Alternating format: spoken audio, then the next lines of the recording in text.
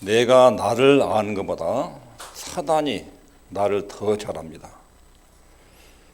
어떤 사람은 습관적으로 걱정과 근심을 합니다.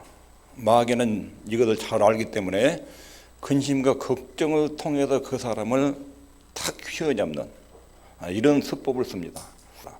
걱정과 근심은 사단이 쓰는 중요한 무기입니다. 성경은 이런 문제를 많이 교훈합니다.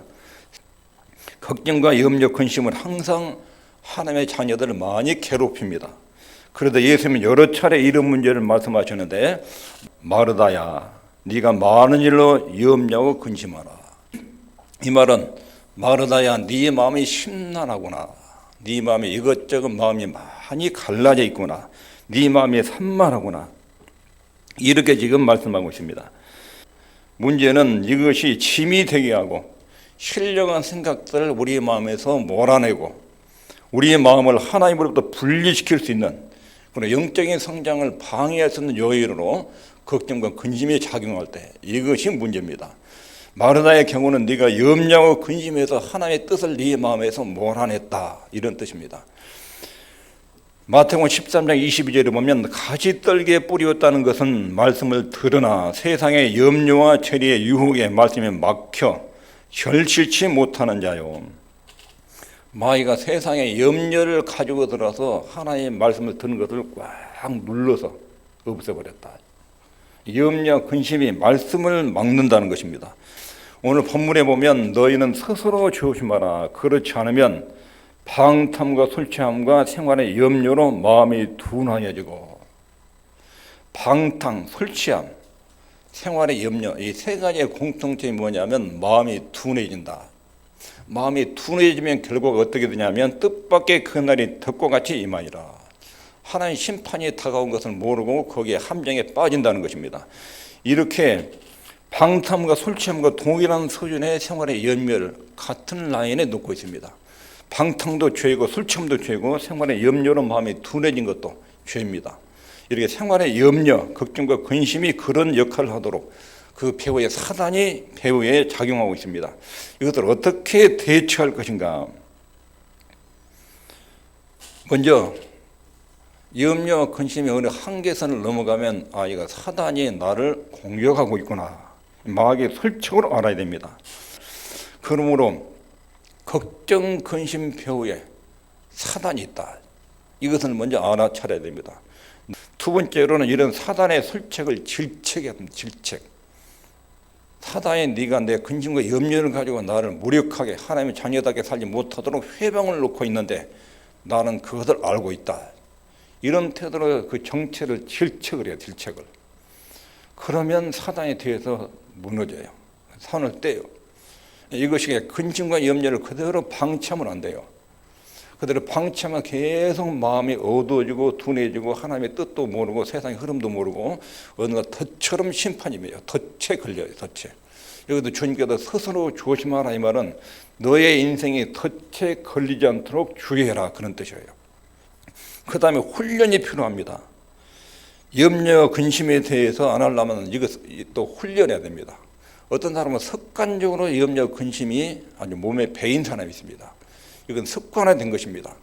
염려와 근심을 안 하게 해서 훈련해야 되는데, 바울 같은 경우는 디모데후서 1장 12절에 보면 이를 인하여 내가 또 이 고난을 받되 부끄러워하지 아니하면, 지금 바울은 로마 감옥에 갇혔습니다. 복음을 전하다가 로마의 감옥에 갇혔습니다. 거기서 나오지 못하고 교지 참수형, 칼에 목이 잘려서 세상을 떠납니다. 그런 지금 죽음을 앞두고 있습니다. 자기 몸은 감옥에 갇혀 있고 거기서 사형 언도를 받아가지고 죽음을 기다리고 있고, 근데 감옥 안에 갇혀 있는 바울은 그것 때문에 염려나 근심을 하지 않습니다.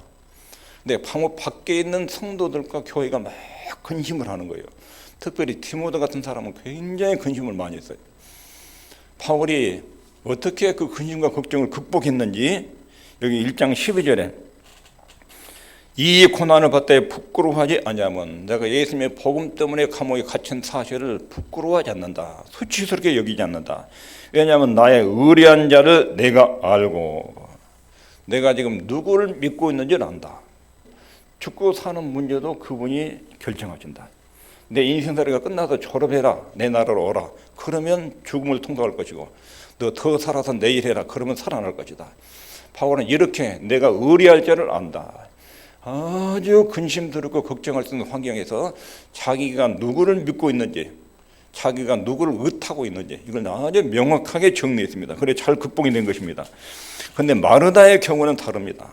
누가복음 10장 41절에 마르다야 마르다야 네가 많은 일로 염려하고 근심하나.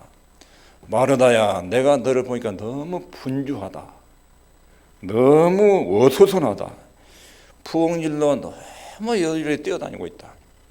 심지어는 예수님이 앉아가지고 제자들에게 말씀을 전하는데 지장을 받을 정도로.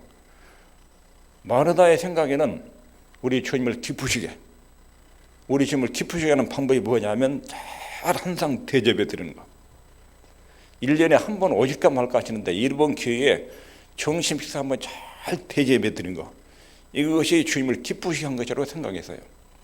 그런데 주님이 진짜로 기뻐하시는 것은 예수님 앞에 앉아서 말씀을 잘 듣는 거, 주님이 진짜로 바라신 것인데 마르다는 막 대접을 해가지고 주님을 기쁘시게 하려고.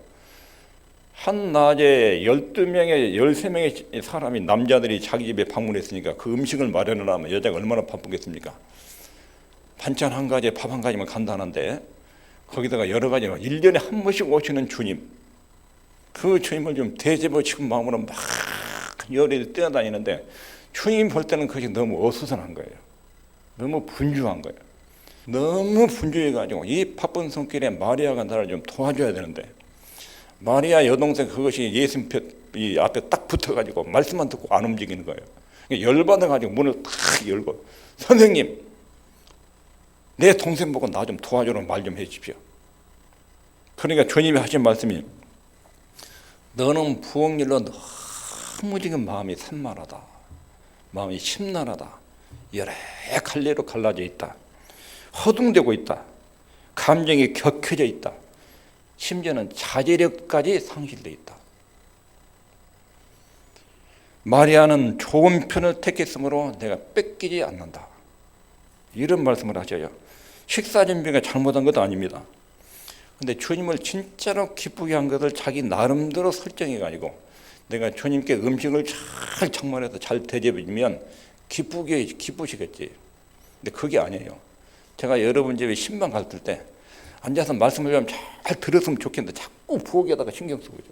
끝나면 어떻게 대접해야 될까 자꾸 일어나다가 가가지고 방 요리 들어가 저리 들어갔다가. 신방할 때 뭐라고 갔어요? 먹으러 갔습니까? 여러분 집에 내가 먹으러 갔어요. 하나님 말씀으로 권면하게 갔는데 거기 앉아도 잘 듣고, 앉아도 괜찮고 간단한 차 한 잔이면 괜찮은데, 모처럼 1년에 한 번씩 목사님 우리 집에 식구들 데리고 왔는데 한 번 대접을 크게 해가지고 기쁘게 하려고. 여기 뭐가 잘못됐죠?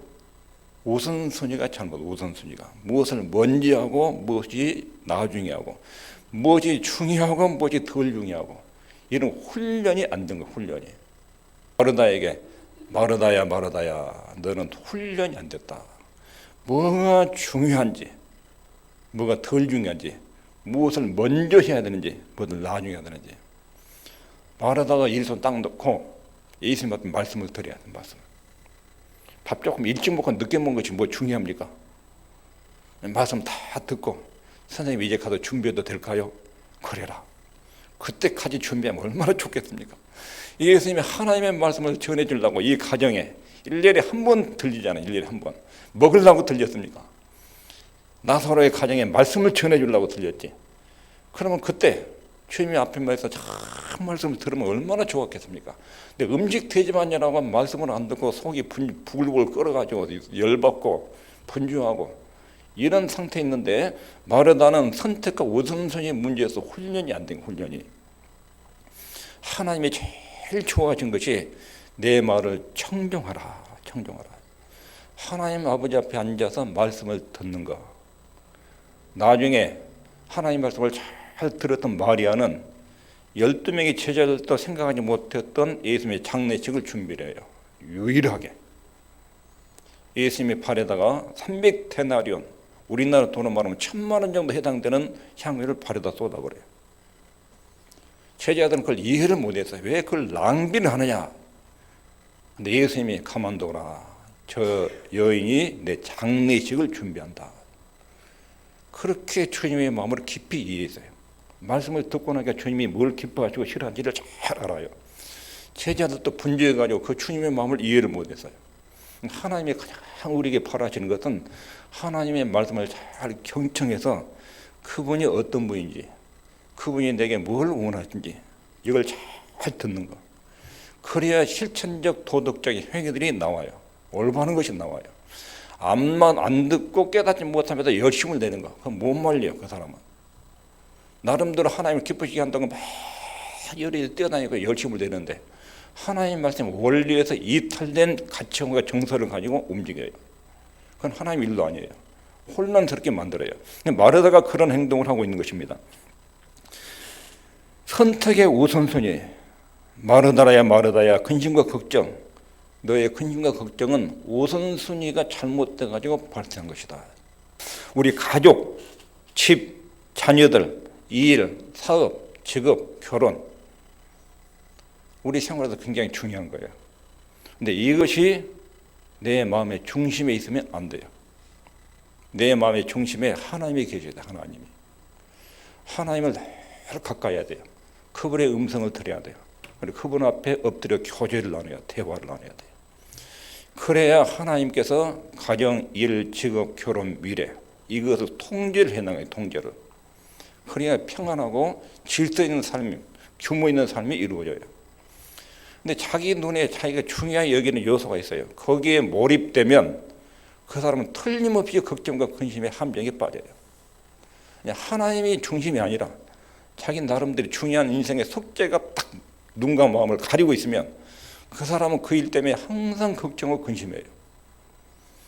하나님을 가장 중요한 위치에 모시고 주님께서 내 인생 전체 주제를 통제하시도록 그렇게 하셔야 됩니다. 하나님 앞에 많이 엎드려 기도해야 돼요. 바쁠수록 기도를 더 많이 해야 돼요. 일이 많을수록 기도를 많이 해야 그 일들이 질서 정연하게 처리됩니다. 바쁘다고 기도하지 않으면 많이 뛰어다니는데 된 것이 없어요.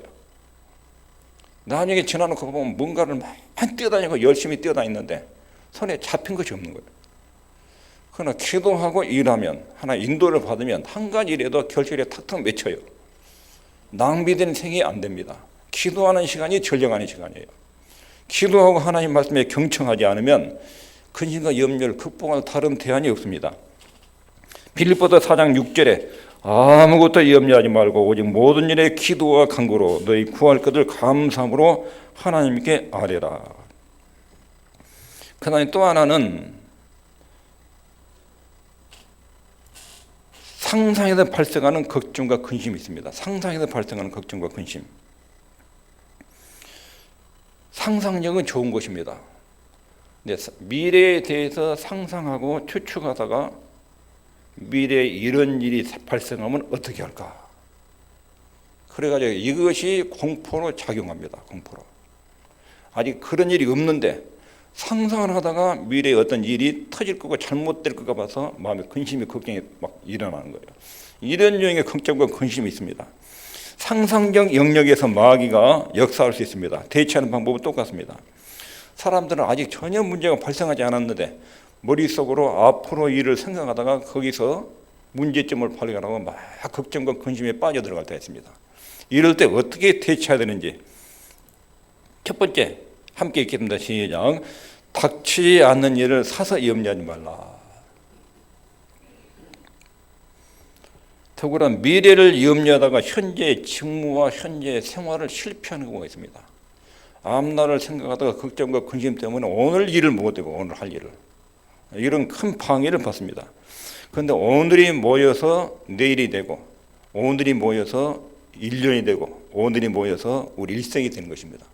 오늘 할 일 잘하면 돼요. 오늘 할 일. 그날 성실하게 할 일 잘하면 돼요. 내일 일은 어떻게 하라겠어요? 내일 일은 내일 염려라. 내일 일은 내일 염려라.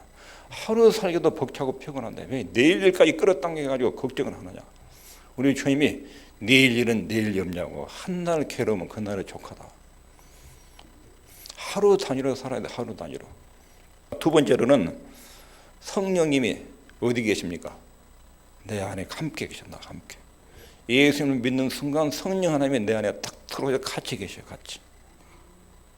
그러면 내 안에 하나님이 계시니까 그분과 계속 이야기를 해야지. 이거지. 여러분 속에 일어난 걱정과 근심을 그분한테 그대로 이야기해야 돼요. 하나님, 내 마음은 지금 이러이러한 문제 때문에 이런 걱정과 근심이 있는데 어떻게 해야 됩니까? 저를 좀 가르쳐주고 내 마음도 좀 안정적시켜주고 이 문제에 대해서 주님께 처리해 주십시오. 이렇게 성령님이 내 안에 계신다는 것을 인식해야 됩니다. 누구든지 그리스도의 영이 없으면 그리스도의 사람이 아니라, 예수를 영접하면 그 안에 성령님이 계셔요. 그리스도의 영. 디모데후서 1장 7절에 하나님 우리에게 주신 것은 두려워하는 마음이 아니요 오직 능력과 사랑과 근신하는 마음이. 그래서 근신하는 마음이라는 것은 훈련하는 마음, 절제하는 마음, 질서 있는 마음, 이것을 말합니다. 디모데야, 네 안에 성령님이 계신데 왜 이런저런 생각으로 근심을 해서 맥을 못 추느냐? 성령을 받지 않은 사람처럼 왜 그렇게 행동하고 있느냐? 디모데에게 이렇게 지금 군면하고 있습니다. 세 번째는 이것도 기억해야 됩니다. 미래에 대한 걱정은 악한 것이다. 악한 것. 여러분, 내가 염려하고 근심한 것이 악한 것이라고 생각하고 회개한 적 있습니까? 염려와 걱정을 하는 순간은 전능하신 하나님이 내 아버지라는 것을 까맣게 잊고 있는 거예요. 그 하나님에 대한 불신이 표시를 내고 있는 거예요. 그러니까 아버지께서 볼 때 내가 너하고 함께 있고 너 내 아들인데 네 문제는 내 문제인데 왜 이야기하지 않고 구석에 박혀서 걱정하고 염려하고 있느냐? 왜 나한테 말하지 않느냐? 왜 그걸 걱정하고 있느냐? 마태복음 6장 25절 34절에 너희 천부께서 이 모든 것이 너희에게 있어야 할 줄을 아시느니라. 마태복음 10장 30절에 너희에게는 머리털까지 다 세신 바 되었나니. 31절에 두려워하지 말라. 너희는 많은 참새보다 귀하니라. 하나님이 하신 말씀이 들에 있는 백합화도 내가 입힌다. 하늘에 나는 참새도 내가 먹인다. 너는 참새하고 백합하고 비교하겠느냐? 너는 내 아들을 십자가에 죽일 만큼 소중한 내 아들인데 너의 문제를 내가 책임져 주지 않겠느냐? 근데 너는 왜 하늘 아버지가 너한테 함께 있다는 것을 인식을 못하느냐? 하나님 아버지가 없는 것처럼 그렇게 걱정하고 근심하느냐? 이거 주님이 하신 말씀이에요. 책망하는 것입니다. 로마서 8장 28절에 우리가 알거니와 하나님을 사랑하는 자 곧 그 뜻대로 부르심을 입은 자들에게는 모든 것이 합력하여 선을 이루느니라. 내게 일어난 일은 하나님이 나를 인도하지 않고 무능력에서, 하나님 무능에서 내게 일어난 일이 아니라 나를 훈련 중에 있고 과정 중에 있다. 이렇게 이해하고 기다리고 그분을 신뢰하고 인도를 받으라는 것입니다. 대처에 있어서 세 번째 부분, 하나님의 인도와 기도 응답에 대해서 오해한 것 때문에 염려 근심이 많이 생긴 것 같아요. 이 오해들을 참 우리 신앙에 심각하게 위기를 가져옵니다. 마귀는 신앙이 기계적인 것처럼 이해하게 만듭니다. 성경을 피상적으로 이해하게 만들어요. 예를 들면 이런 것입니다. 기도하면 모든 문제가 내가 원하는 대로 해결된다. 속임수예요. 여러분들 기도해가지고 내가 원하는 대로 다 풀린 적 있습니까? 기도해가지고 안 되는 것이 너무 많아요. 기계적인 것이 아니에요. 기도하면 응답한다. 이건 성경적 진리인데 그 응답이 내가 원하는 대로 해결된다. 이렇게 전제하면 내가 어떤 문제를 막 기도를 했는데 응답이 안 되는 경우가 있어요. 그러면 하나님이 나를 사랑한 것이 맞느냐? 하나님이 기도하면 응답이 된다고 틀리면 약속을 했는데 왜 그 약속이 나한테는 안 이루어지느냐? 나는 하나님의 자녀가 아니지 않느냐? 이런 시험과 함정에 걸리게 됩니다. 마귀는 계속해서 그런 문제를 가지고 속입니다. 하나님은 너를 사랑하지 않기 때문에 네가 기도해도 반응이 없는 거예요. 네가 하나님의 자녀가 아니니까 기도가 응답이 안 되는 거예요. 이런 식으로 우리 마음을 꼬드겨서 하나님에 대해서 좌절하게 만듭니다. 여기 기억해야 될 것은 인생은 기계처럼 단순하지 않습니다. 사람들은 모든 문제를 단순하게 생각하려고 합니다. 하나님께로 나가기만 하면 내가 원하는 방향으로 인도를 받는다. 이런 착각들이 있습니다. 하나님에게 기도하면 모든 병이 낫는다. 하나님의 뜻을 모르면 항상 가르쳐 주신다. 반쪽은 맞는데 반쪽은 잘못된 거예요. 신앙에는 성장과 진보라는 거 있습니다. 성장과 진보 과정. 성장과 진보 과정에는 굉장히 어렵고 힘든 시간이 지나갑니다. 근데 하나님의 우리를 인도하시는 과정의 고난과 역경들은 훈련, 성장 과정이라는 거 있어요. 그러니까 내가 예수를 믿자마자 모든 일이 꽃길이다 속은 거예요. 예수 믿으면 하나의 은혜와 사랑을 느끼면서 훈련 과정들이 있어. 훈련 과정을 내 인격 속에 박혀있는 죄와 악한 생각들과 이 악한 품성들을 다루기 위해서 훈련시키는 강도 높은 고난의 기간들이 있어요. 그거 빼내느라고. 그러니까 기계처럼 내가 원하는 거 기도하면 다 응답되고 내가 물어보면 다 인도해주고 기계적으로 이루어진 게 아니에요. 하나의 응답한다는 것은 맞아요. 그러나 응답하는 과정에는 다양하게 변수들이 많이 작용해요. 기계적이지 않습니다. 가짜 종교는 여러분 이단 종파에 빠진 사람들 보십시오. 금년에 이단 종파에 빠졌는데 20년 후를 보십시오. 하나도 성장하지 않고 그대로예요. 거짓 진리에는 성장이 없어요. 인격적인 변화가 없어요. 마귀에 속한 종교에는 인격적인 변화와 성장이 없어요. 그러나 하나님의 자녀들에게는 어린아이의 때가 있고 청년의 때가 있고 어른의 때가 있어요. 자라가요. 정상적인 교회에 다니면 세월이 지나면 인격적인 변화와 성숙이 있어요. 성숙 과정에 많은 연단과 훈련이 있습니다. 이걸 기억해야 됩니다. 기계적으로 인도받지 않습니다. 그다음에 바울의 경우를 보면 잘 압니다. 바울의 경우. 바울이 선교적 인도를 받을 때 선교를 하려고 움직이면 움직인 것마다 하나님이 역사하셔야 되잖아요. 근데 바울이 선교지를 정해서 아시아 쪽으로 선교지를 정하려고 가려고 하는데 다 길이 막히는 거예요. 그것은 하는 일마다 막히는 거예요. 왜 선교한 일에 하나님이 이렇게 나를 방해를 놓으실까? 이게 왜 그럴까? 선교는 하나님의 거룩한 영광스러운 뜻이지요. 가려고 할수록 그 길이 막히는 거예요. 근데 어느 날 기도하니까 이쪽에서 환상 중에 와서 우리한테 복음을 전해주라고. 그쪽으로 귀를 딱 트니까 쫙 열리는 거예요. 이것을 보면 우리가 생각한 대로 하나님의 인도가 우리 생각대로 그렇게 인도가 이루어지지 않습니다. 하나님의 개입과 깊은 섭리 중에 선교지가 정해집니다. 두 번째 바울이 인도를 받을 때 보면 몸의 질병. 바울이 능력이 얼마나 강했습니까? 죽은 사람도 살려내고 심지어는 선교 현장에서 바울이 사용하는 손수건 바울 것을 갖다가 집에 있는 환자의 머리에 딱 올리면 그 환자가 나서 버렸어요. 그렇게 능력이 강하게 나타났어요. 근데 자기 몸에 병이 있는데 다른 사람을 그렇게 병든 자들 많이 고치고 뭐 죽은 자도 살려내고 말 한마디로 안진병이가 일어나고 그런 기적들이 있었는데 자기 몸에다 놓고 손을 이렇게 해도 병이 안 나왔어요. 특별하게 자기 몸의 병을 고쳐주라고 3번을 기도했는데 하나님이 내 은혜가 네게 족하다. 끝. 안 고쳐지고 너 그대로 갖고 살아라. 끝나요. 그러니까 바울이 그걸 딱 접어요. 그리고 그렇게 능력 있는 바울이 그 제자 트로비모는 이상하게 기도를 해도 병이 안 나서요. 그리고 사랑하는 제자 디모데에게 위장병이 있어요. 위장병이. 편지를 쓰면서 디모데에게 뭐냐면 디모데야 내가 너의 병을 위해서 예수 이름으로 기도할 때에 손을 얹어라 위장에다가. 그런 방식으로 만나가지고 기도가 좀 낫게 해줄 것 같은데 그런 조치를 취하지 않고 디모데 전서에 보면 뭐라고 나왔냐면 너 자주 나의 위장병을 위해서 포도주를 써라. 포도주를. 이것이 하나님 믿지 못하는 불신앙으로 보일 수도 있어요. 아니 대사도 바울이 그 많은 능력으로 병자를 치료하는 바울이 그렇게 애지중지하는 제자 사역자 이 디모데에게 안수해가지고 예수를 매해가지고 이 위장병 하나 못 고쳐집니까?